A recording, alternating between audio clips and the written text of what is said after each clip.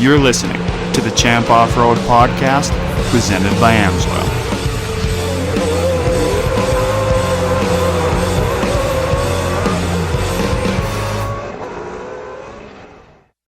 Welcome, everyone, to the second episode of the Championship Off-Road podcast, presented by Amsoil. I'm Brent Smith, alongside Shane Statezny, and we're going to bring you all the coverage of the Sportsman action here in our second podcast of the season. The first one, we talked about all the pros, Shane, and it was unbelievable what we talked about and what's here to set sail in 2022. But today, it's all about the Sportsman. These guys are the hungry drivers of the sport. Yeah, hungry is probably the right word to describe our Sportsman drivers, Brent. So last week when we talked about the pros, we talked about how there's going to be more entries, a lot of movers and shakers. Same story for our Sportsman drivers. A bunch of new entries, a lot of drivers, especially youth drivers, moving up through the ranks this year. And even though the budgets are smaller, like you said, the hunger is still there. These Sportsman drivers are the lifeblood of short course off-road racing here in the Midwest. That's what makes me excited about this 2022 season. Yeah, absolutely, Shane. Like all these drivers that are coming in 2022, we can look down our charts, we can look down our notes and see the newcomers coming into these divisions. But there's some heavy hitters week in and week out. We talk about all the time. I mean, you look in the 170s to the 570s. They're newer classes in the last 3 to 5 years. 570, it's fresh. You have a lot of great competition. I mean, Andy Johnson down to Chase Braun in the 570s. Those are guys to look for this year. Yeah, and we'll break down all of the drivers, guys and gals, to look for this year. But Brent, you know what I love more than just about anything? Youth racing. So why don't we start by talking about the 170 side-by-sides. This is terrific. Just like last year, we're expecting 25 or more entries. And by my back-of-the-envelope count, just under half of those are girls. So the pipeline for female off-road racers is wide open coming through our youth classes. Also, this is kind of a fun note. 3 different groups of 3 drivers from individual families. You've got Ashton, Axel, and Drake Dreyer. I think that's 2 siblings and a cousin. Then from the Holchers, you've got Finley, Gabe, and William Holcher. That's also 2 siblings and a cousin. And how about this? 3 Bone sisters, Abigail, Anna, Ashley Bone, are going to be fighting for family bragging rights on the track this year. Yeah, that's crazy. I mean, let alone you have a lot of great competitors. But you put 3 people in the same family. I knew what it was to have a twin brother to try to compete and be better than your twin. I can't imagine all the different talks going on in the pits and what they're talking about. Yeah, they're young drivers, but like you said earlier, they're hungry. They want to keep moving up divisions. And man, I couldn't believe like when I seen 170s come out, like, hey, what a hell of a stepping stone. And that's what I love about it, because these kids are getting to learn at a young age. Yep, you're absolutely right. So for 170 this year, the man with the target on his back is Cody Krantz. He had 5 wins out of 12 rounds last year. Ray Denninger had 2 wins. And then Wyatt Olson, Ella Holcher, Grant Dressel, Jaden Dickman, and Jennifer Owens all picked up 1 win each. That's 7 different drivers that won races across 12 rounds. But for this year, like I said, Krantz last year, 5 wins. Can anybody beat him? I don't know. Every time it seems like we're calling, it's Cody Krantz gets out front in that number 22 car. It's always embedded in my head. I mean, that car is put together well. I mean, there's a lot of things going around like how quick that car is. But, I mean, they're starting to get to his pace. But 5 wins, that's huge. I mean, I can't imagine what he's going to do this season. But that's why you keep coming back. You talk about the hunger. I mean, you keep coming back. You want to win races. 7 different winners. I mean, that's what we like to see. As announcers, Shane, I mean, we want to see the best of the best come to the top. But, hey, we like those newcomers at the end of the day as well. Absolutely. So the other youth side-by-side class, 570 side-by-sides, we talked about Krantz having 5 wins last year. How about this kid? Chase Braun last year had 9 wins in 12 rounds. He was, at times, just nobody could even keep pace with him. He was that fast. Andy Johnson, Colin Peitel, Connor Lacoste each took 1 win as well. And here's where we get some of those movers and shakers that we talked about. So in the 170s, Ella Holcher is gone. She will be back in 570s this year. Harper Hughes, who really showed a lot of improvement in the 170s, she has now moved up into the 570s. Worth noting that she has former Classics champ Dale Chestnut on the headset for her. I think that's played a big role in her development. Also, you've got Jack Betts, Corbin Wassenberg, and Olivia Lawson all coming up from 170s. and Haven Delory, who raced 170s a couple of years ago, also moving up, plus a handful of rookies, so a much bigger field in the 570s. So last year, like I said, Braun, super dominant, 9 wins. Who's the biggest threat to him this year? You've got Ella Holcher, Colin Peitel, Andy Johnson, maybe somebody else. What do you think? I mean, there's a lot of great competition in here. I would like to say Andy Johnson. He's a newcomer in the 570s last year. He's got a great supporter. His father, his mom, and his little brother, like they're all about his older brother, excuse me. I mean, they're all about winning. They work on a farm back at home. They work multiple hours a day. I mean, it's crazy those kids what they go through to keep the animals going on the farm, but then to put their time aside and their dad working on these cars. I mean, sometimes it's last minute because they got to take care of things at home. But Andy Johnson, one of the big guys I'm looking for this year. I mean, it could go on for days, but you look at Braun, 9 wins. I mean, who else you really got to put your hands on? I mean, in my head, he might take another 9 wins, but I'm hoping these newcomers coming into the class will mix things up because I like to see different winners. So moving on to our, I guess, adult sportsman side-by-side, our 2 classes. Just a quick note on sportsman side-by-side and pro-am side-by-side. Everything we're about to tell you about drivers moving between classes is very unofficial because I know that there's still a handful of drivers who are, on the fence. Even as of like a week ago, they didn't know if they were going to race sportsman or pro-am or maybe move up to pro stock. One guy I'm thinking of there is Dylan Parsons. Talked to him in person and he said, I'm not sure yet which class I'm going to race. The classes are, as far as performance-wise and components on the cars, they're very close. So it's fairly easy for a driver to make a last-minute decision and make the switch. So I just wanted to make that note because we're probably going to say something about a driver moving and then it turns out that we were wrong. So, all right, that's out of the way. Sportsman side-by-side last year is one of the tightest battles in all of Champ Off-Road. Colin Kearns had 3 wins, but he took the championship over Derek Tilkins, who had 4 wins. That was a 6-point margin. But I think both of those guys are moving up to Pro-Am side-by-side, so that's going to leave a wide-open points battle here looking ahead to 2022. The third-place driver, Jake Jorgensen, he had 3 wins. He's also gone. He moved to Pro Stock. Dustin DeGrand, John Coomer, they had 1 win apiece. They both look to be returning to sportsman side-by-side, but it's a wide-open class. Cody Jones last year had a handful of podiums. Bryce Carlson was fast at times. I mentioned Coomer and DeGrand. Josh Scheidemann coming back for his second year, was finishing up in the top 6 or 7 consistently at the end. Nicole Fisher showed a lot of improvement last year, but who do you think we should be watching for? I mean, Nicole Fisher, we've talked to her a lot. I mean, she really puts in the effort. She puts in the time, and she's a hell of a driver. Look down to Cody Jones. I mean, DeGrand, Carlson. I mean, Bryce Carlson's putting a lot of laps in. He went to Crandon, tested, did some side-by-side racing before season. So these guys are coming, and gals are coming ready for 2022. And we'll just have to see how things shake out. I mean, who knows? I mean, Kearns, he had 3 wins, but who knows? He might not have 1 win this year. I mean, luck is huge on drivers' sides. I mean, driving my whole life and trying to keep things going is not easy, and luck is 90% of it. The late Rick Hughesman said that. If you don't have 85, 90% luck, you're not going to make things happen. So, I mean, it's really going to be interesting to see sportsman side-by-side and pro-am side-by-side this year because there's a lot of great talent and a lot of stinking cars. Yeah, I mentioned how tight that points battle was in sportsman side-by-side last year. Well, Pro-Am side-by-side, it was the Marquardt brothers. Dylan had 3 wins. Tyson had 6 wins. They were atop the standings at the end of the year, separated only by 2 points. It came down to literally 1 position at the end of the season. Dylan has moved up to Pro Stock. Dylan Parsons was in Pro-Am last year. I think he's also headed to Pro Stock, or at least that's what he told me, but he wasn't totally sure. Then you had Chase Kleiss, Jake Kosmecki. They each picked up 1 win.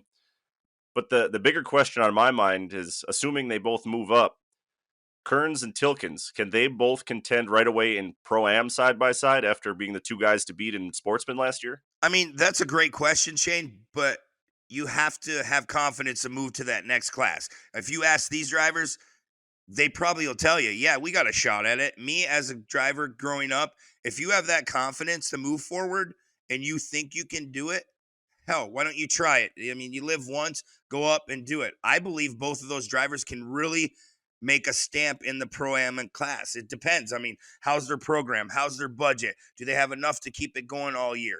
So these drivers really need to be prepared is a big word for this next class. You go from Sportsman to Pro, hey, it's the same. You're driving a car. You know how to drive. You know your setup.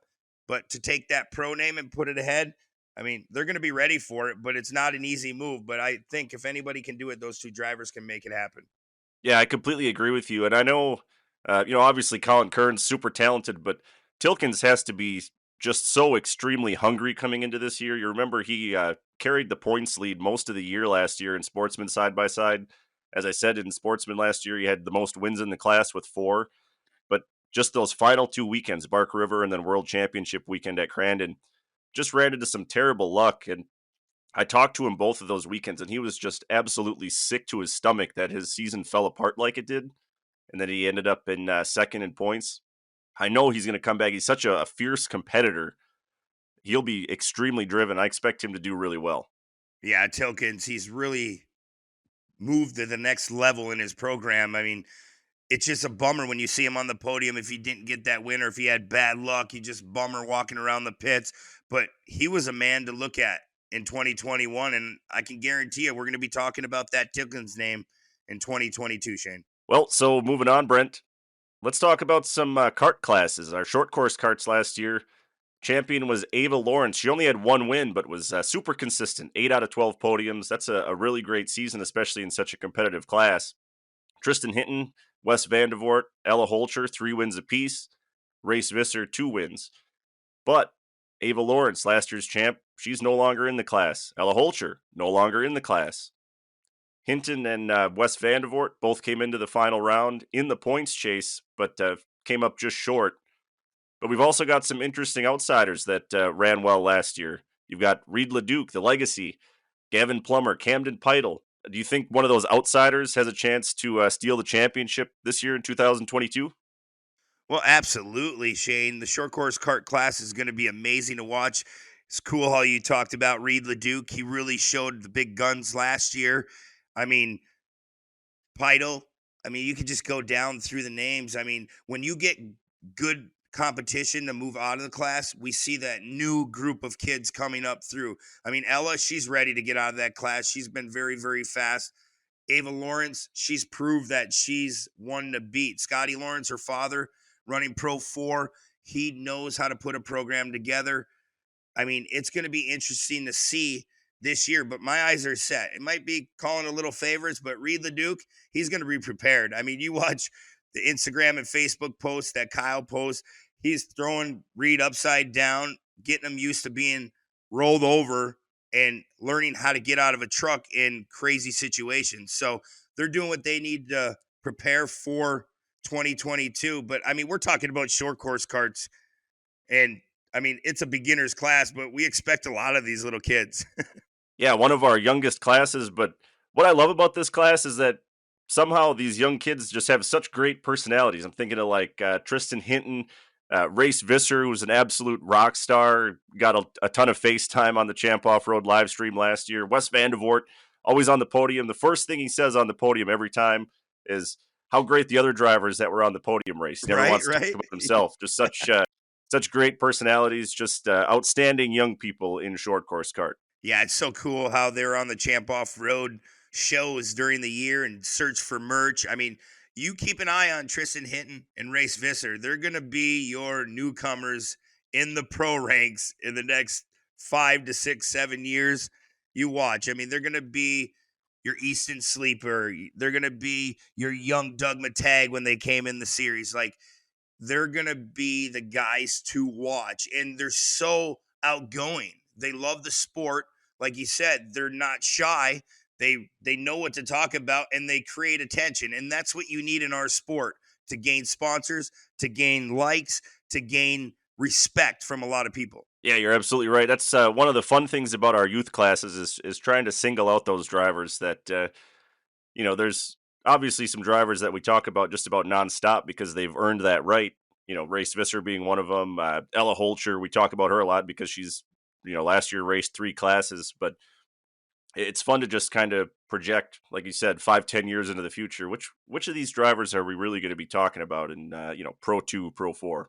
Well, Shane, next up, Mod Kart. This is a great division, a lot of great competition, and guys moving out of this class as well, including Easton Sleeper. It's a great class, a lot of winners throughout the years, but hey, we might not have a lot of trucks all the time, but these drivers really know how to wheel. Yeah, absolutely. It's and this is going to be one of the most intriguing points battles, I think, for sure in the entire the 4 youth classes, maybe in all of sportsman racing.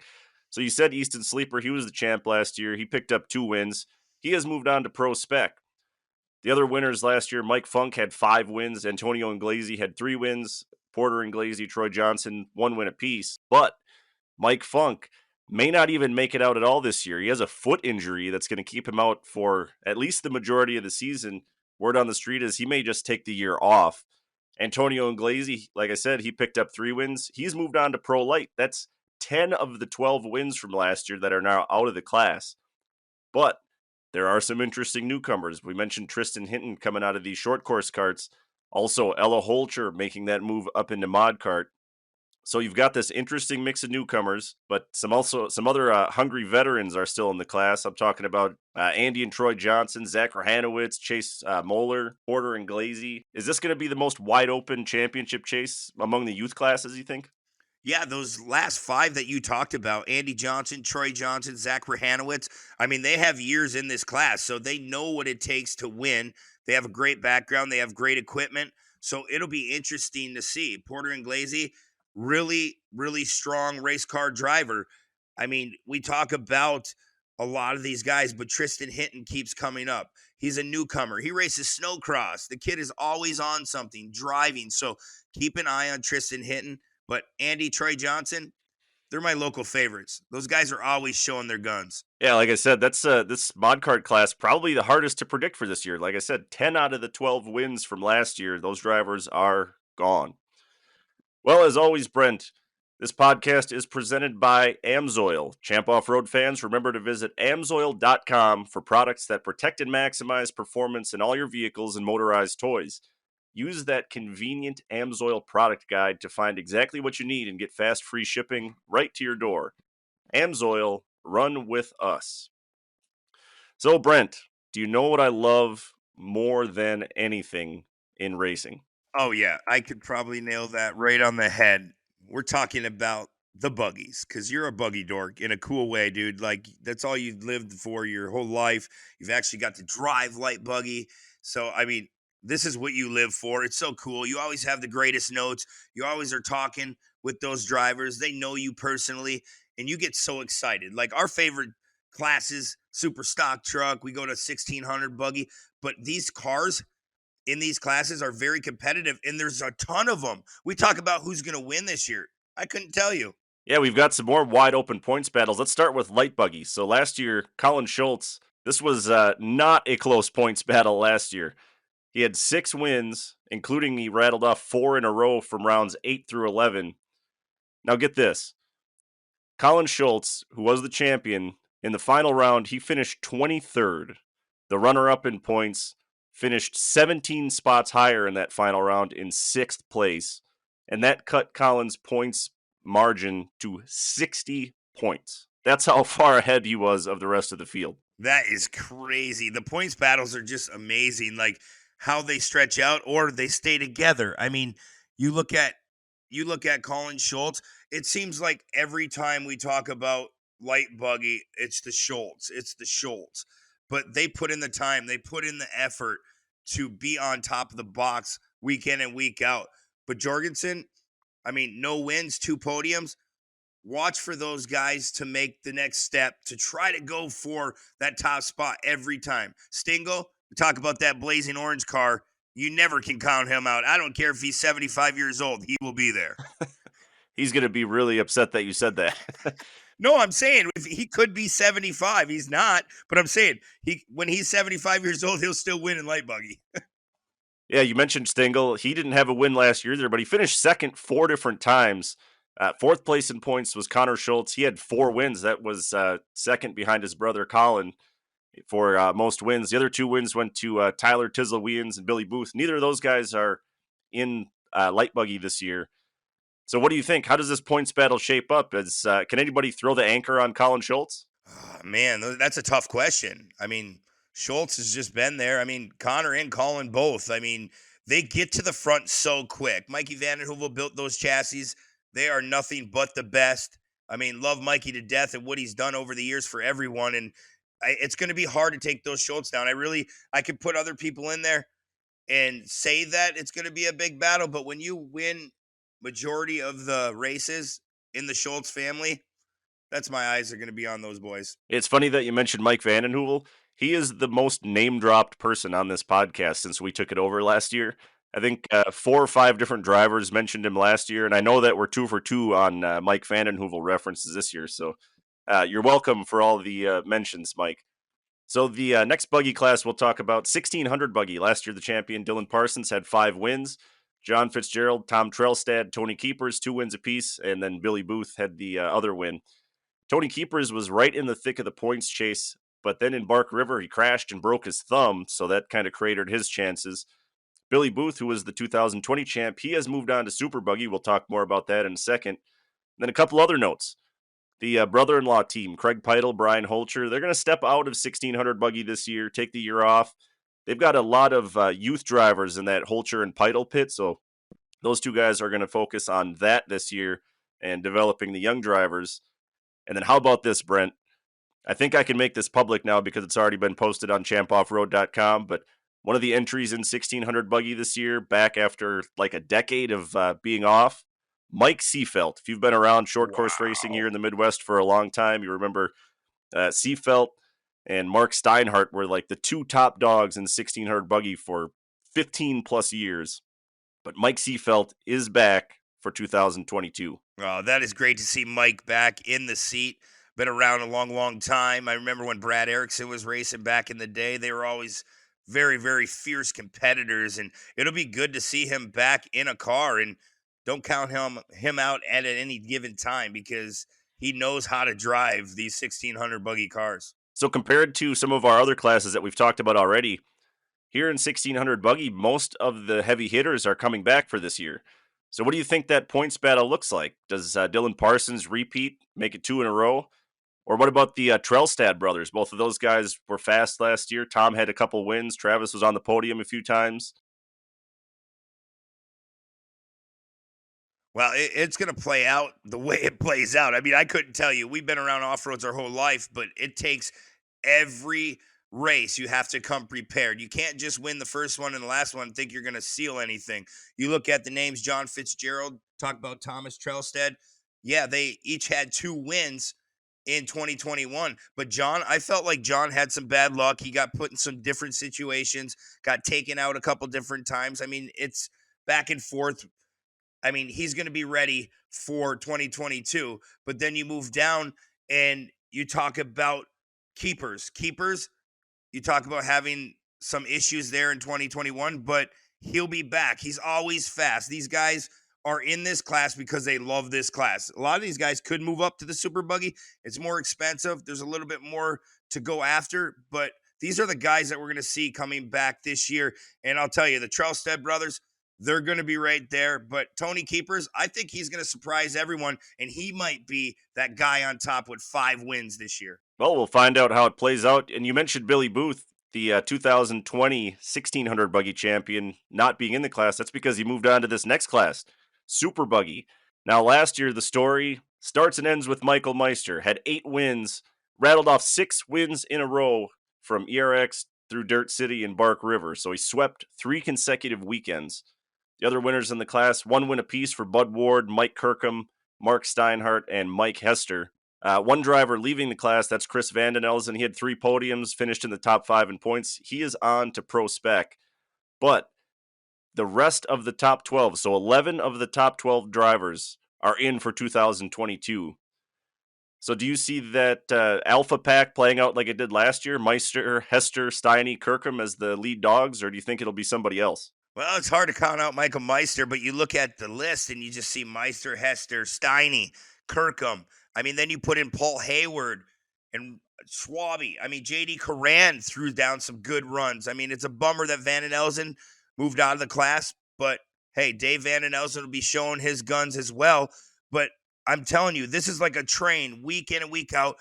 Every race, you look at Meister, Hester, Steiny. I mean, at any given time, these guys could take that win, and that battle is crazy through the race because these guys can wheel cars. So it's just a matter of staying out of trouble, keeping your nose clean, and get to that front and get that clean air. And normally, if Michael Meister gets out front, well, it shows right on our charts. 8 wins. It's hard to stop him when he gets in a row. So I did mention Billy Booth also moving into the class. 2020, he won the light buggy and 1600 buggy championships. Obviously, the guy can wheel. Where does he fit into this points battle? Do you think he can be competitive right from the jump? Absolutely, 120%. I mean, I love Billy to death. He's a great kid. His passion for the sport is over the top. His father is amazing. Like, they know what to do to make these cars work. They put their head down. They prep these cars over the top. And every time they show up, they're one of the contenders. I don't care if they just got out of 1600 buggy, light buggy. Now they put him in super buggy. He's going to be one of those newcomers that are going to put their face on top with Michael Meister all the way down to Mark Steinhardt. I mean, he will be there. I'm not even holding him out of the top 5. I believe he's going to be in that chase every race. Well, only 2 more classes to talk about, Brent. 2 classes that you know a little bit about. Let's start with stock truck. This was a really good points battle last year. Diesel Shannick ended up being the champion by 2 points. So again, it came down to 1 position in the final round. He only had 1 win, but he was on the podium 7 out of 12 rounds. The leader in wins for the class last year was Scott Belanger. He had 5 wins, but he was kind of a checkers or wreckers guy. It seemed like he either won or had some mechanical issues.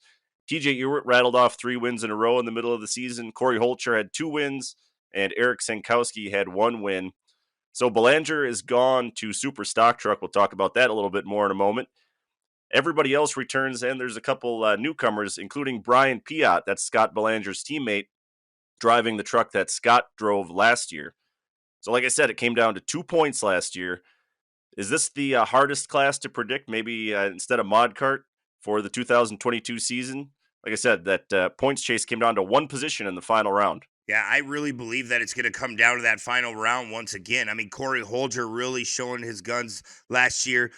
Belanger, 5 wins. He's out of the class. That's good news for everyone else. But like you said, he either went from hero to zero in his races and there was nothing he could do, had transmission issues. But to talk about the points, it is going to be close. Don't count out the newcomer, Brian Piot, because, hey, Belanger's truck worked. It was fast. It broke sometimes, but I'm guaranteed they got that thing figured out for 2022 down to Diesel Shannick. Don't count him out. 1 win, 7 podiums. Like you said earlier, he will be the guy to beat, I believe, this year. That's a former Matt Ives truck from back in the day. They chopped it off, rebuilt the truck, but there was a lot of time and energy in that truck to build championships after Matt got out of it and won how many championships. Now Diesel stepped in, won some shots at it, got the championship, and now, I mean, I asked him, are you going to move up to Super Stock Truck? He's like, man, it's really, really expensive to go to that next step. We're already spending enough. So it'll be interesting to see what goes on in Stock Truck this year. Well, you mentioned Super Stock Truck. Maybe we saved the best for last here. Obviously, I guess Super Stock Truck is the people's favorite.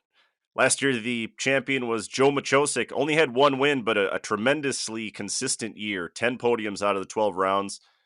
Visser had 4 wins. Nick Bing had 4. Ben Holcher with 2 wins. And Kyle Cooper had 1 win.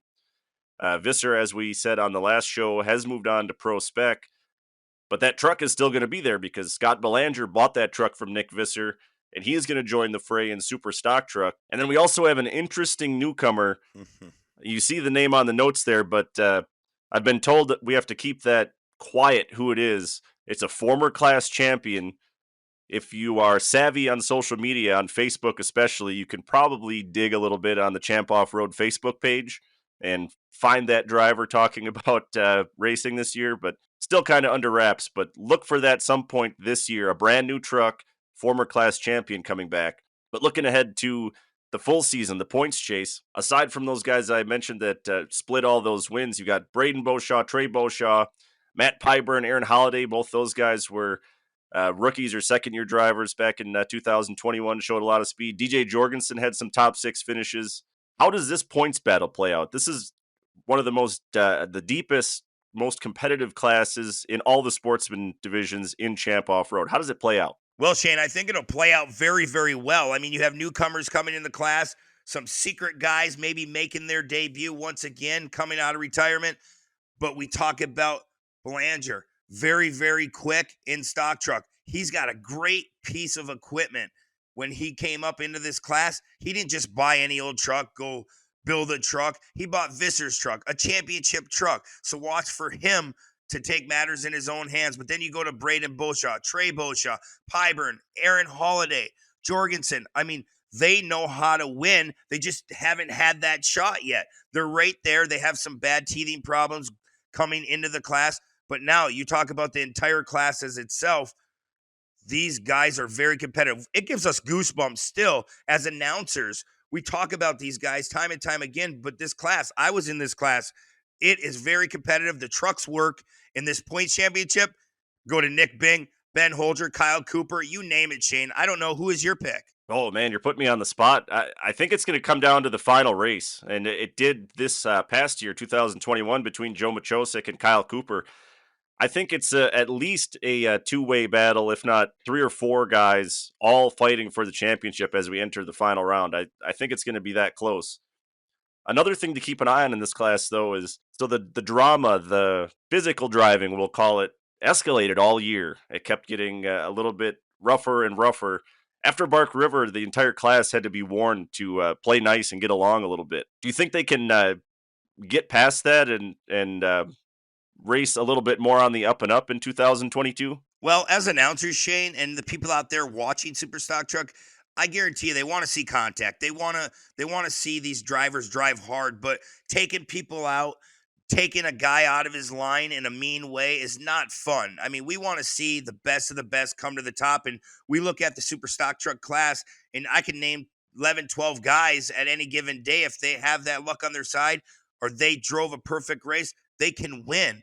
But you talk about banging, beating on each other's doors. You don't want to see that. These are guys are putting $20,000, $30,000, $40,000 in these trucks, and you have a couple guys that come for the middle of the pack and just will wipe out people. You take out 7, 8 trucks. Nobody wants to see that. I mean, we're spending money here in this class, and these guys to move to that pro level, you need to play nice. You got to show that you can be fully committed in a truck, but yet have respect for one another. Respect is a huge thing. I don't want to see nobody go wipe anyone out and be like, hey, I won, but he had that one coming. Yeah, okay, it's a give and take, but I want to see a hard out battle, a driver become a driver at the end of the day. And hey, man, I didn't touch nobody, and I made my way to the front. Yeah, I think you said that really well. I hope they can put the 2021 drama in the past. Keep it in 2021. It's a clean slate.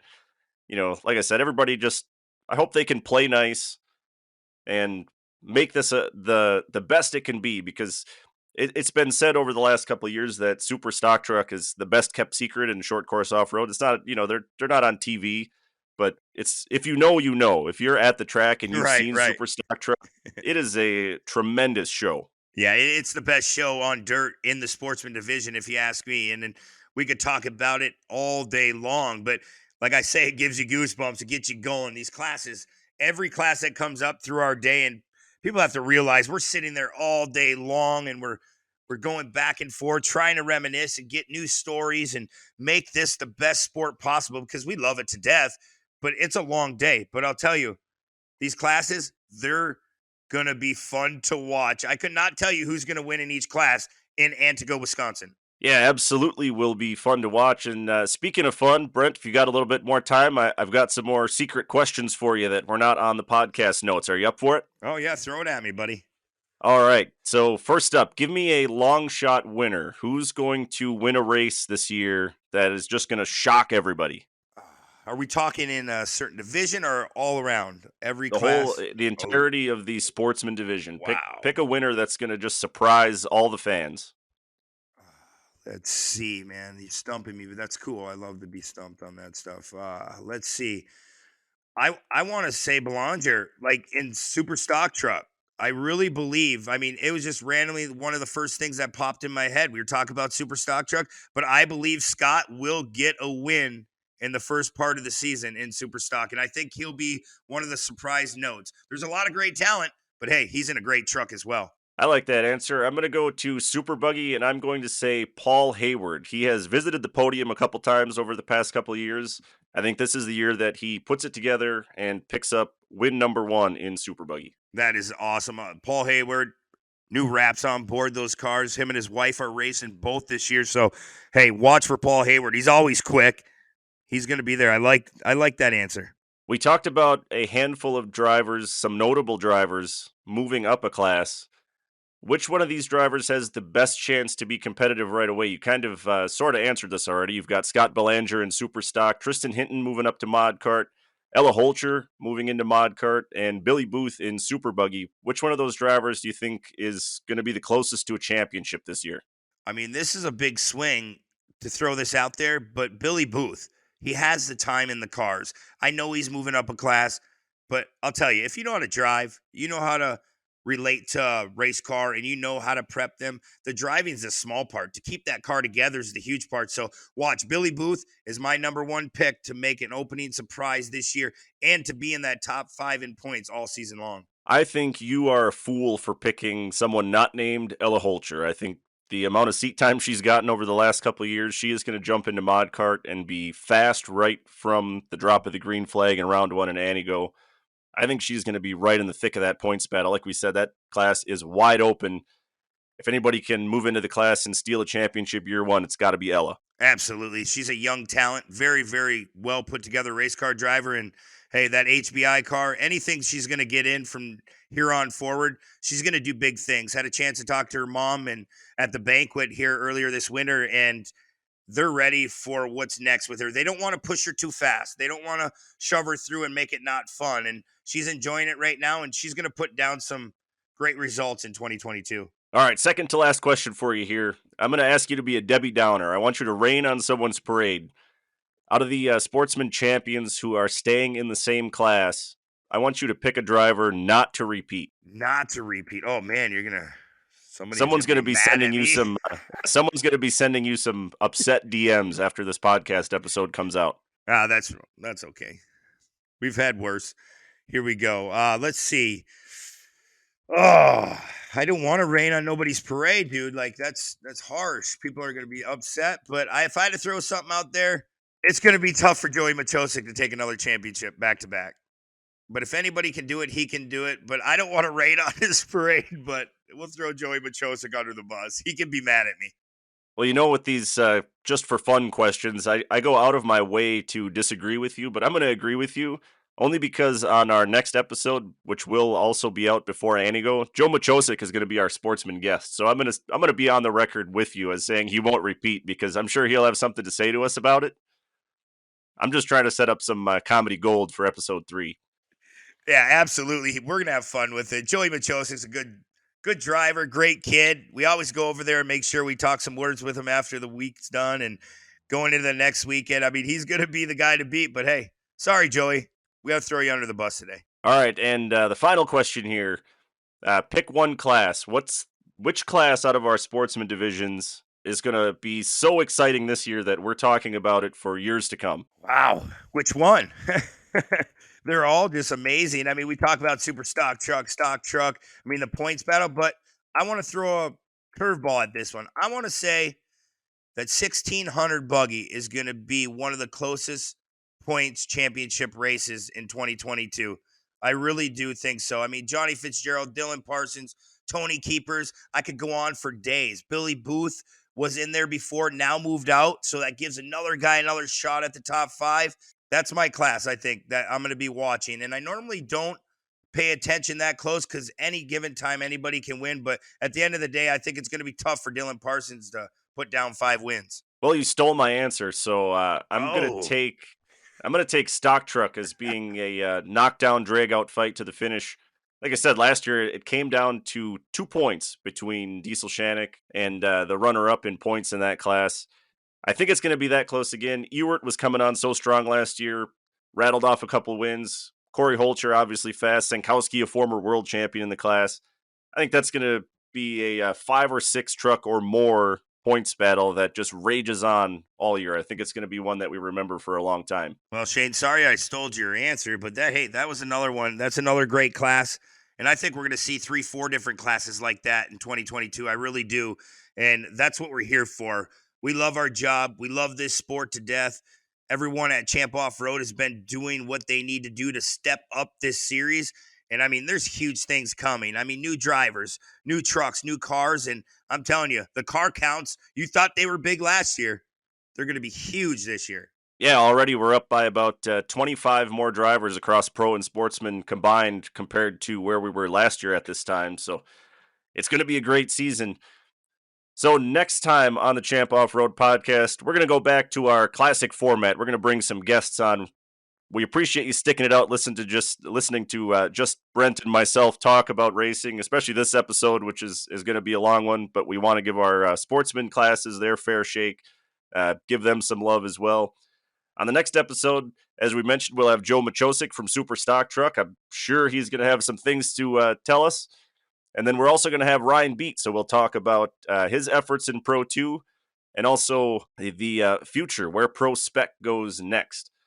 Oh, and hey, by the way, Anigo is less than 1 week away, so this 2022 season is just about ready to kick off. Absolutely, Shane. I cannot wait. Less than a week away from Anigo, Wisconsin.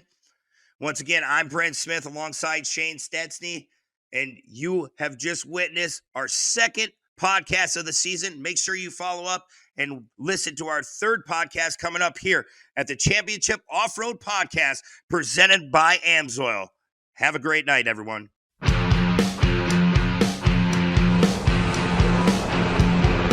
Thanks for listening to the Champ Off-Road Podcast presented by Amsoil.